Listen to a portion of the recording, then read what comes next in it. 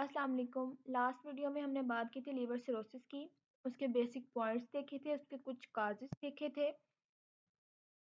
आज हमने बात करनी है लीवर की पैथोजेनेसिस के बारे में कि लीवर में एक्चुअली जो सिरोसिस है वो होती क्यों है, उसकी मेन वजह क्या हो सकती है। हमने अपनी लास्ट वीडियो में ये देखा कि लीवर को ब्लड सप्लाई दो तरह से मिलती थी, पोर्टल वेन से मेजर ब्लड सप्लाई और देन फिर हेपेटिक आर्टरी जो है वो भी, वहाँ से भी ब्लड सप्लाई मिलेगी लीवर को। ठीक है, जो ब्लड सप्लाई मिल रही होगी लीवर को, वहाँ से उसे न्यूट्रिएंट्स भी मिल रहे होंगे, ऑक्सीजन भी मिल रही होगी, डीऑक्सीजनेटेड और ऑक्सीजनेटेड ब्लड भी होगा विया न्यूट्रिशन। यहाँ पर हमने थोड़ी सी स्ट्रक्चर बना के देखी थी लीवर की। सबसे पहले हमारे पास देखें, जब जब ब्लड सप्लाई आ रही होती है, ठीक है, तो यहाँ पे गैप जंक्शंस होते हैं, वेसल्स होती हैं जिनको हम साइनोसाइड्स बोलते हैं। ये ब्लड ने कहाँ से गुजर कर आना होता है, कैपिलरीज से, जो जिनसे गुजर के आना होता है, जिन कैपिलरीज के अंदर से, सॉरी ब्लड वेसल्स नहीं कैपिलरीज। तो वो कैपिलरीज जो होती हैं वो मॉडिफाइड होती हैं, उनको साइनोसाइड्स कहते हैं, और इनके अंदर गैप जंक्शंस होते हैं, उन्हें फिनिस्ट्रेशंस कहते हैं। ठीक है, यहाँ पर हमारे पास सबसे सबसे ऊपर हमारे पास है हेपेटोसाइट। ठीक है, मजीद हम आगे नॉर्मल और अब नॉर्मल फार्म को जब देखेंगे फिर हम बात करेंगे इनकी कि यहाँ पे उसकी इंटरनली स्ट्रक्चर की। हेपेटोसाइट मतलब जो वर्किंग सेल्स होते हैं लीवर के। उसके बाद में हमारे पास है सिलिएट सेल्स। ठीक है, बेसिकली ये जो है, ये वाले, ये सिलिएट सेल्स है। अब फर्स्ट ऑफ ऑल होगा क्या कि जैसे ही जो ब्लड है वो कैपिलरीज के अंदर से गुजर के आएगा, अगर तो जिन कैपिलरीज के अंदर से गुजर के ब्लड ने आना है, उन्हें हमने कहा साइनोसाइड। ठीक है, वो मॉडिफाइड होती हैं, गैप जंक्शंस होते हैं, ये बात याद रखनी है। एक पर्सन है, वो अल्कोहल ले रहा है या उसे कोई भी वायरस अटैक हो रहा है, हमने काजेस पढ़े कि लीवर सिरोसिस क्यों होती है, तो वो इन सारी चीज़ों की वजह से होती है। कि अगर तो वहाँ पे कोई भी काज है, किसी भी वजह से लीवर सिरोसिस हो रही है, तो क्यों होगी। ठीक है, फर्स्ट ऑफ ऑल कि जब हेपेटोसाइट के ऊपर अटैक होगा किसी भी वायरस का या कोई भी और वजह होगी, कोई भी इन्फेक्शन होगा, तो वो क्या करेंगे, स्टिमुलेट कर देंगे, स्टिमुलेशन देंगे वो सिलिएट सेल को, खुद वो डैमेज हो जाएंगे। ठीक है, वर्क नहीं कर सकेंगे, नॉर्मल वर्किंग नहीं करेंगे, तो वो सिक्रीट कर देंगे पैराक्राइन्स को, कुछ मॉडिफाइड कुछ केमिकल्स मीडिएटर्स को रिलीज करेंगे। फिर वो आगे आके स्टिमुलेशन दे देंगे सिलिएट सेल को, सिलिएट सेल वहां पे आके वही रिलीज कर देंगे transformation factor, growth factor beta. ठीक है, बेसिकली जो TGF बीटा है, इसका काम है कोलेजन की सिंथेसिस कराना। With in the passage of time जो कोलेजन है उसकी डिपोजिशन होने लग जाएगी और वो फाइब्रोसिस की वजह बनेगा। ठीक है, ये हमारे पास हेपेटोसाइट है, ये डैमेज जो इन्होंने स्टिमुलेशन दी सिलिएट सेल को, ये सिलिएट सेल है। फॉर एग्जांपल यहाँ पे और भी बहुत सारे सेल हैं, कुफर सेल, और भी बहुत सारे सेल्स होंगे। अब जैसे ही ये डैमेज हो गए, इन्होंने स्टिमुलेशन दी, ठीक है, तो केमिकल्स रिलीज किए, कुछ मीडिएटर रिलीज किए। यहाँ पे ये देखें, यहाँ पे डेपोजिशन होने लगी है सिलिएट सेल के राउंड अबाउट, कोलेजन सिंथेसिस होने लग गई है। आहिस्ता आहिस्ता ये जो सिंथेसिस है, वहाँ पे स्कार्स बनने लग जाएंगे और फाइब्रोसिस होने लग जाएगी। अब जैसे ही फाइब्रोसिस इंक्रीज होगी, तो जो प्रेशर बिल्ड होता है साइनोसॉइड पे। ठीक है, अब ये देखें, यहाँ पे सिंथेसिस होने लग गई थी, कोलेजन की डेपोजिशन होने लग गई थी, साइज इंक्रीज हो जाएगा। ये वाला जो एरिया है इसका, वो प्रेशर बिल्ड करेगा नीचे की तरफ, साइनोसाइड्स के ऊपर प्रेशर आएगा, क्योंकि यहाँ पे गैप जंक्शंस थे, फिनिस्ट्रेशंस थी, तो वो जो फ्लूइड है वो नीचे को ओज आउट करेगा। ठीक है, वो नीचे को ओज आउट करने लग जाएगा, बाहर को निकलने लग जाएगा।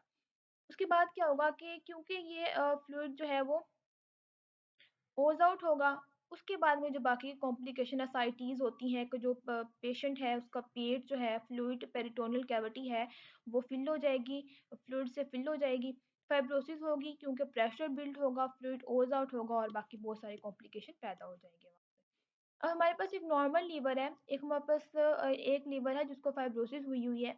यहाँ पे नॉर्मल लीवर में हेपेटोसाइट है, माइक्रोविलाई हैं, ठीक है, सिलिएट सेल्स पड़े हुए हैं, एंडोथेलियल सेल्स पड़े हुए हैं, कुफर सेल पड़े हुए हैं। वही बात वही होगी कि ये देखें ना, यहाँ पे हो रही है हेपेटोसाइट डैमेज होके उन्होंने स्टिमुलेशन दे दी। ठीक है, एक्टिवेटेड हो गया है सिलिएट सेल, सिलिएट सेल एक्टिवेटेड हो गया, वहाँ पे कोलेजन फाइबर की डेपोजिशन होने लग गई है। इस तरह बाकी सारे सेल भी जो है वो भी अपनी नॉर्मल पोजीशन से अब नॉर्मल में चले गए हैं, क्योंकि जो वर्किंग है वो टोटली डिस्टर्ब्ड हो गई है।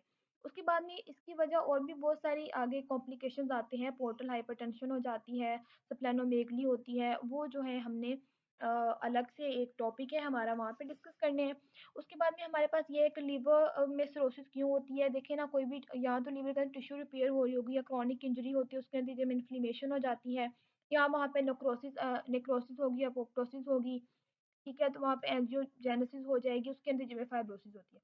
नेक्रोसिस हमें पता है, नेक्रोसिस क्या होती है कि वहाँ पे जो एक टिश्यू है उसकी डेथ हो जाती है किसी भी इंजरी की वजह से, किसी भी डिजीज की वजह से, ठीक है, तो वहाँ पे हम ये कह सकते हैं प्री मेच्योर टिश्यू डेथ होती है। अपोप्टोसिस का भी हमें पता है, हम पढ़ के आ रहे हैं इतने सालों से कि type of cell death in which a series of molecular step in cell lead to death, मतलब कि सिंपली प्रोग्राम सेल डेथ होती है अपोप्टोसिस में, ठीक है।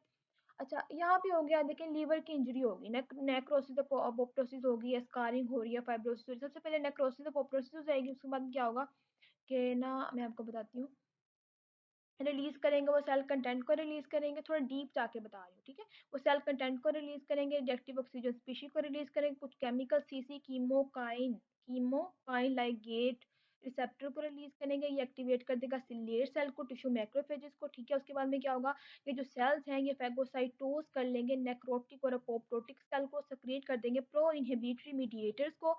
जो प्रो इनहिबिटरी मीडिएटर्स होते हैं उनके अंदर ट्रांसफॉर्मिंग ग्रोथ फैक्टर बीटा होगा, फिर ये ट्रांस डिफरेंशिएशन करा देगा सिलेर सेल की टू मायोफाइब्रोब्लास्ट, ठीक है। पहले तो क्योंकि लीवर में फाइब्रोब्लास्ट थे ही नहीं, तो जो सिलेर सेल है फिर वो फाइब्रोब्लास्ट में कन्वर्ट हो जाएंगे, यहाँ पे प्लेटल ड्राइव ग्रोथ फैक्टर आ जाएगा, फिर वो स्टिमुलेशन देगा, फाइब्रोब्लास्ट प्रोलिफरेशन होगी। उसके बाद में जो मैक्रोफेजेस थे यहाँ पे वो क्या कर देंगे, वहाँ पे स्कारिंग करने लग जाएंगे, मैट्रिक में सेक्रीट करेंगे वो एंजाइम मेटालोप्रोटीनेजेस। उसके बाद में यहाँ पे काउंटर करंट मैकेनिज्म एक्टिव हो जाएगा। ये जो सारा प्रोसेसिंग इनहिबिट कैसे होगा, काउंटर करंट मायोफाइब्रोब्लास्ट से, ठीक है।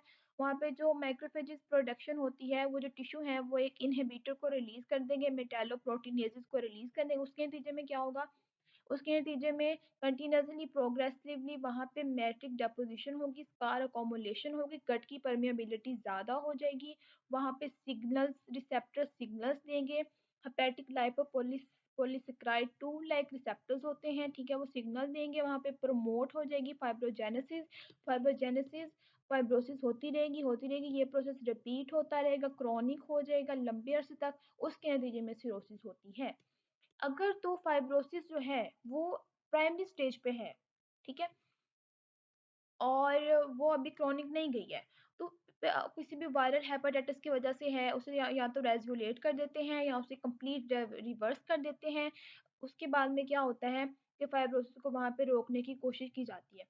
लेकिन मोस्टली लीवर सिरोसिस में ऐसा नहीं होता है, क्योंकि लीवर सिरोसिस में ये है कि बात लीवर सिरोसिस की कर रहे हैं।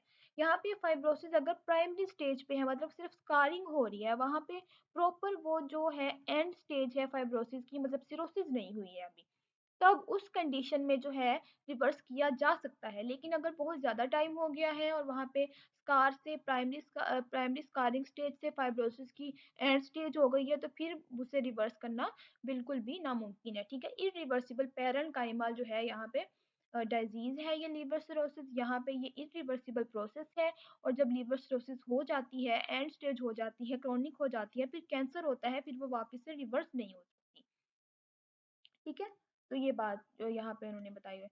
उसके बाद में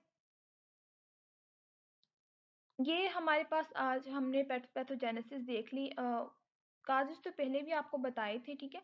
थोड़ा सा देख लेते हैं। हमारे पास सबसे पहले आज हम बात करते हैं हीमोक्रोमाटोसिस की। आपको पता है कि लिवर सिरोसिस की वजूहात में हमने देखा था alcoholic, non alcoholic, fatty liver, acid disease, hepatitis A B C D सारे आ जाते हैं इसमें ना।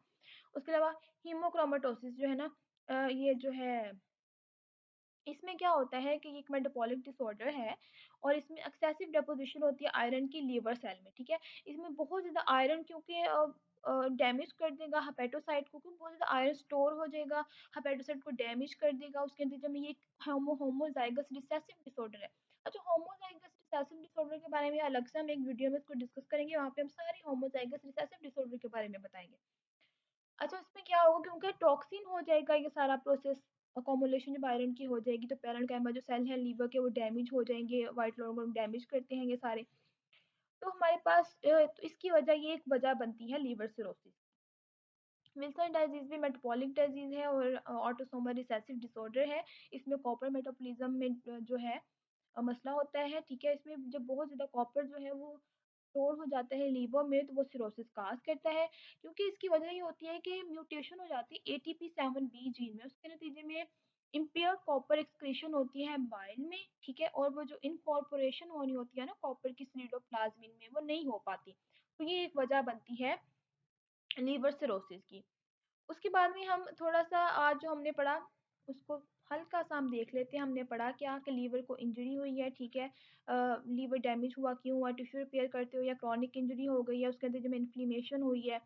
उसके बाद क्या होता है अच्छा उसके बाद मैट्रिक डेपोज़िशन होती है, नेक्रोसिस होती है, अपोप्टोसिस होती है, एंजियोजेनेसिस होती है, स्कार्स बनते हैं, फाइब्रोसिस होती है। जब फाइब्रोसिस हो जाती है तो सेल जो है कंटेंट रिलीज़ करता है। अ, सेल कंटेंट रिलीज़ होते हैं वहाँ से, ठीक है? और उसके अलावा कुछ केमिकल रिलीज़ होते हैं। वो जो केमिकल्स थे वो हेपेटिक सिलियर सेल को टिश्यू मैक्रोफेजेस को एक्टिवेट कर देते हैं, हेपेटोसाइट डैमेज हो जाते हैं, सेक्रीट करते हैं पैराक्राइन को, ठीक है? पैराक्राइन जो आगे वो एक्टिवेट कर देंगे सिलियर सेल को। इधर से आके भी हेपेटोसाइट जब जब डैमेज हो गए तो सिलियर सेल पे आके वो अटैक कर देंगे ना, फिर वो एक्टिवेट हो जाएँगे, दूसरे जो भी सेल्स वहाँ पे मौजूद हैं। अब जबकि ये सेक्रीट कर देंगे उसके बाद में जो सिलेट सेल है, ठीक है? वो सेक्रीट कर देंगे ट्रांसफॉर्मिंग ग्रोथ फैक्टर बीटा को, TGF बीटा। उसके बाद में सॉरी वो जब ये रिलीज़ हो जाएगा, स्टिमुलेशन मिल जाएगी उससे सिलियर सेल को, तो वो जो TGF को रिलीज़ कर देगा। उसके बाद में तो इसका ये TGF बीटा फैक्टर का काम होता है कि इसने वहाँ पे कोलेजन डिपोज़िशन करवानी होती है और इसने जो है सिंथेसिस करनी होती है कोलेजन की, और वहाँ पे फिर कोलेजन की डेपोज़िशन ज़्यादा हो जाती है। जैसे ही कोलेजन की डेपोज़िशन होगी, फाइब्रोसिस स्टार्ट हो जाएगी, ठीक है? प्रोग्रेसिवली डेपोज़िशन होगी, स्कार्स बनेंगे, फाइब्रोसिस होगी, गट की परमिएबिलिटी ज़्यादा हो जाएगी और उसके बाद में जो है हेपेटिक लाइपोपॉलीसेकेराइड पूल लाइक जो टूल लाइक रिसेप्टर्स हैं, वो जो सिग्नल्स देने लग जाएँगे और फाइब्रोजेनेसिस ज़्यादा हो जाएगी। उसके बाद में जो प्रेशर ये सारा प्रोसेस हो गया, ठीक है? सिलियर सेल ने सब कुछ कर दिया ना, वहाँ पे जो भी सेल सब ने सब अपना काम कर दिया।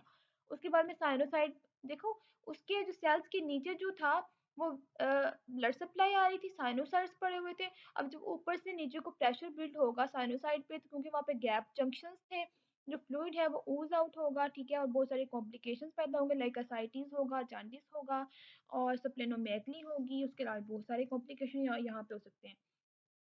ठीक है? आगे हम अपनी नेक्स्ट वीडियो में डिस्कस करेंगे, जो हमने काज़ेज़ पढ़े हैं थोड़ा उनको उनकी ब्रीफ उनका हमें ताकि उनकी चीज़ों की समझ आ जाए। ठीक है? तो आपने इसको कंप्लीट वॉच करना है।